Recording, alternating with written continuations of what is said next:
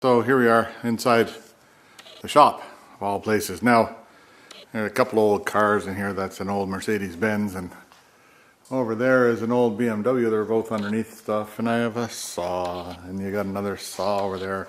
Excuse the clutter, and a toolbox here and all that kind of stuff. A couple of benches, a bit of a welder there, everything that go along with it. What do you call that? A drill press thing, and a little fireplace in case it gets cold, but I never use the fireplace because if it's that cold, then I don't want to be in here. So anyway, but what happened, what I'm on about now is at Christmas time, Santa Claus brought me one of these things, which is like a little forge, gas powered, on the top there, and then down to the propane tank down there. One of these days I might get a bigger propane tank and make life easier. And mostly I just wanted it for be able to mold metal a bit and bend metal so I can do my carvings. But don't you know, it turns out you can make knives and stuff. So I made a couple of knives. And when I was making knives, I found out that, holy boy, it takes an awful lot of elbow power if you're using just that anvil and a hammer like that. So I decided that I'd look in the internet, and don't you know, this is where you find everything that you ever wanted to know about everything. And that's where you find this automatic hammer, or a power hammer. Now, when I first built it, I had this thing here, which went right in there, and that was where it would turn and cause the hammer to lift and go down. You know, that didn't work very well. The hammer would lift all right, but it would not come down with much power because it wouldn't lift it high enough. So, and then how it runs is down here at the bottom, there's like a 1/2-inch drill, variable speed thing, and it's got a belt on it and a pulley on it. And then it goes up to this pulley here, which runs the drive line, which has sort of a crankshaft in there that I constructed out of, you can see that it's not very good. But don't you know, it works. And then the hammer pivots over here on this pipe with a piece of, a little bit of a pivot point there. And the basic plans come from on the internet. You can go and look up power hammers and you find this thing on the internet. I've changed it a little bit, but not too much.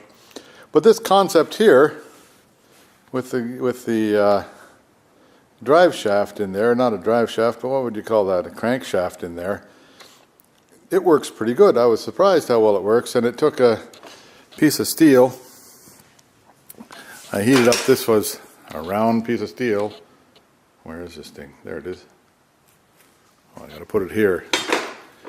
So it was a round piece of steel, like that big there. And then transformed it. I put it into the hammer, heated it up, put it in the hammer, and it came out like that. So I was kind of happy with that idea, but right now it's at the point where if I run it too much, it'll likely self-destruct. So the next step along the way is going to be having a real drive shaft, or a real, what do you call that thing, a crankshaft in there to run that little bit of a business that goes up and down. You can see I just got a rubber band holding it together, but that rubber band keeps it from putting too much pressure on the hammer bit, and it goes up and down, which is quite good, I thought. Now I might see if I can get set up here and just show you how it runs. I should have brought my tripod out. Perhaps I'll go get the tripod. Yeah, here I am back again. Another interesting thing in this shop here, there's at the back corner there, you see that big, tall aluminum structure. That's in my electrical thing. And the roof, can't see it from this side, but on the other side of the roof, it's all covered with solar panels. So we get about half of our electricity that we use out of this building. It goes up to our house, and then anything that we don't use goes off to the grid. There you go. Aren't we green? Yeah, so things are liable to get a little bit louder in here now. I got the forge cranked up, and I got just a piece of steel in there, round rod. I gotta see if I can pound it up a bit on the machine, see what it comes out like.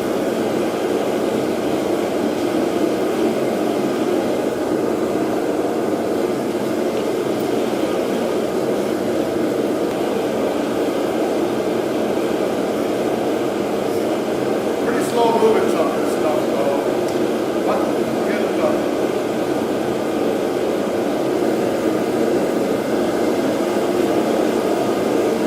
See, now that's pretty chewy red, but I mean a bit hotter than that yet.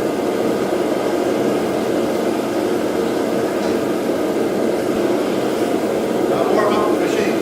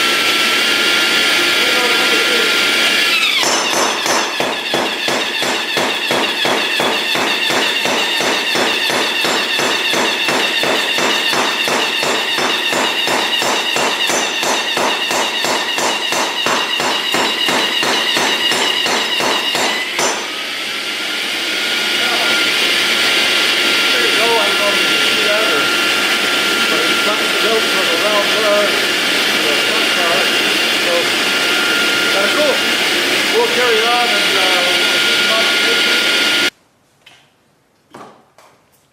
so there you have it. I'll go up there and take a closer look now that you know what's going on. Pull it off the tripod here. So now this is crankshaft, for a better word, in there. Now I've got to, that one there is pretty flimsy. It's just made out of this threaded rod. So I've got some hard rod on the floor over here, 1/2 inch, and I'll see what I can make, and I'll put a bigger pulley on here to make it so it doesn't have to work so hard. But the hammer goes up and down, and it sure does. You know, what end did I do? That's the cold end. That's the hot end. So it sure did flatten that thing out fast. Now, if I was doing that by hand, I'd have a pretty sore elbow. I call it anvil elbow, because when I'm whacking on the anvil, it's like this. And boy, oh boy, it can hurt. Anyway, that's all for now. We'll have more to say when I do some more modifications. Yeah, so there you have it. I built myself a new gizmo here. What do you call that? A crankshaft. So I bent a nice piece of steel rod, and then I cut it right here so I could bend this part right and cut it to the same distance up and down as that part, and then welded that, put this thing to go around on, and then whoops, hit the camera with it, and then welded it back together. Hope it'll hold. I think it will. This side here has got all the pressure on it. This side here is just sort of keeping it lined up. Give it a whack and see what happens.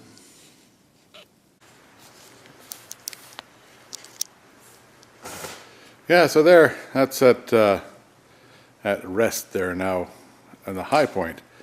of the whole operation. So it pushes the hammer about a foot up, maybe a bit more, and then it pulls it back down again when it's going down. And there's my little gizmo that I built there for making the camshaft run, or not the camshaft, the drive shaft run. And it seems to hold together. And then there's this rubber. All it is a rubber rubber thing like these are. What are those? Tarp straps. So that tarp strap there, the one up here, holds the hammer to the device without, and still being a bit of a shock absorber. And the one down here, these ones here make it so that when you step on the treadle, it goes. There we are. Anyhow, it seemed to work all right for the first run.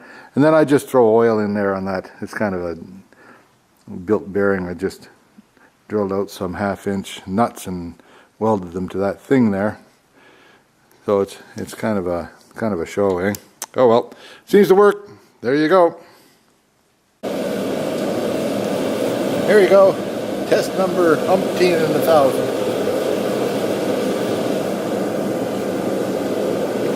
I've got a piece of rod in there, the same as I used for the drive shaft.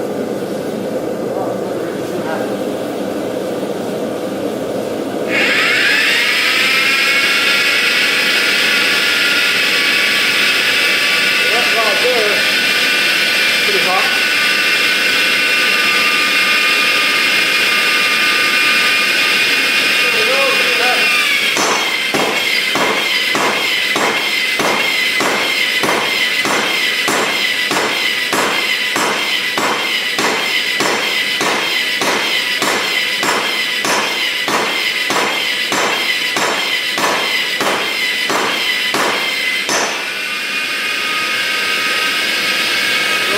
Flattened out a little bit there. Okay.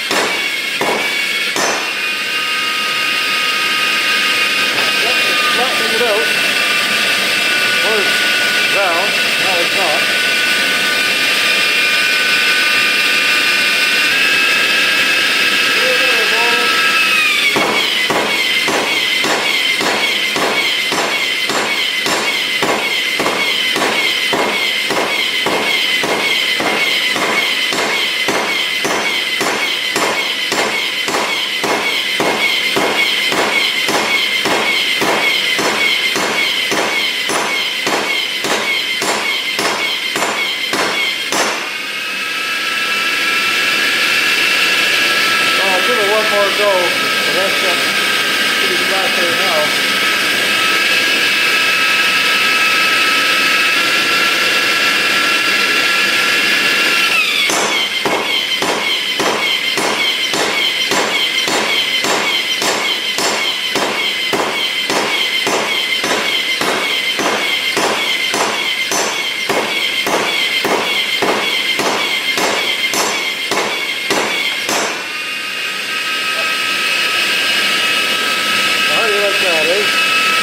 Looks like it's not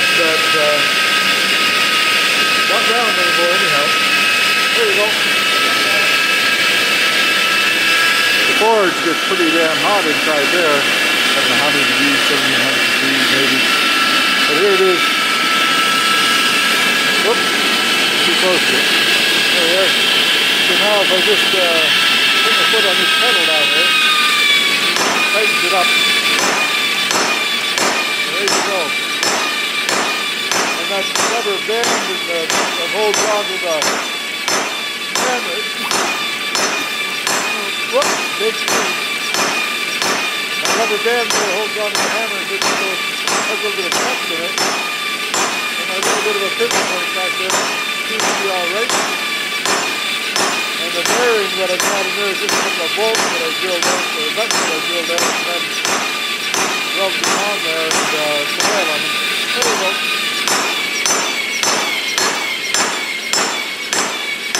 And an old railway track for a hammer out, or railway track for the handle. There we go. Works good. Yeah, and it did snow last night and yesterday and everything like that. Pretty good storm came through, but you've seen lots of that, so I'll just keep this one all about the power hammer. Bye for now.